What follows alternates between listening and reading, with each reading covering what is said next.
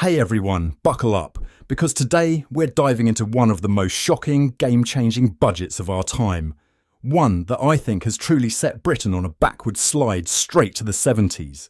That's right, this isn't just a budget. This feels like a bombshell that's going to echo through every corner of our lives. From our paychecks to our pensions, from small businesses to big dreams. Let's break it down. Rachel Reeves' latest budget is, well, it's a disaster. And not just a little mistake, it's the kind of disaster that's got investors, workers, business owners, and frankly, anyone who saves their pennies looking over their shoulder. The Office for Budget Responsibility has already weighed in, saying this budget's overall impact is negative, and that's exactly the kind of statement that's spooking the markets. This isn't just about one misstep.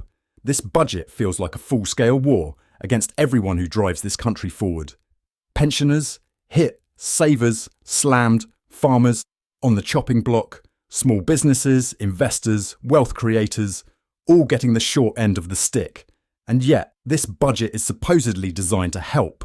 But let me ask you, when was the last time this level of tax grabs and colossal borrowing ever made a country grow? Now, here's what gets me.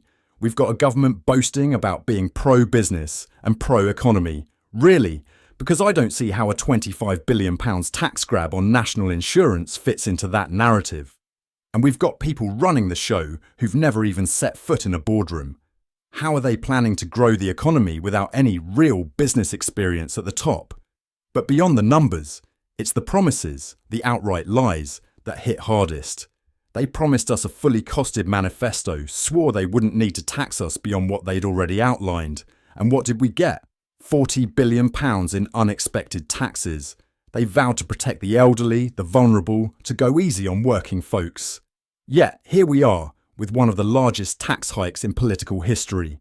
The betrayal is staggering, and the cost? Almost £2,500 per family by some estimates. Remember when Rishi Sunak was scoffed at for suggesting Labour's taxes would hit £2,000 per family? Well, it's worse. Up to £2,342. By 2029, nearly 8 million more people will be pulled into higher tax brackets. And make no mistake, when taxes rise and inflation follows, businesses close and jobs disappear. So where does this leave us? A place that used to attract entrepreneurs, investors, the people who fuel growth and prosperity, but now they're fleeing. Already 9,500 of Britain's wealthiest are gone and more are following. Why? Because the Labour Party, instead of building bridges, just burned them with this budget. Let's be clear, governments don't create growth, business does.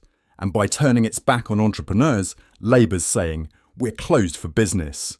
Instead of supporting the people who build, employ and aspire, this budget was an assault on them. Farmers, private school supporters, elderly savers, pension planners, they've all been brushed aside to pump even more money into a bloated public sector. Starmer and Reeves' brand of socialism, it doesn't fit Britain.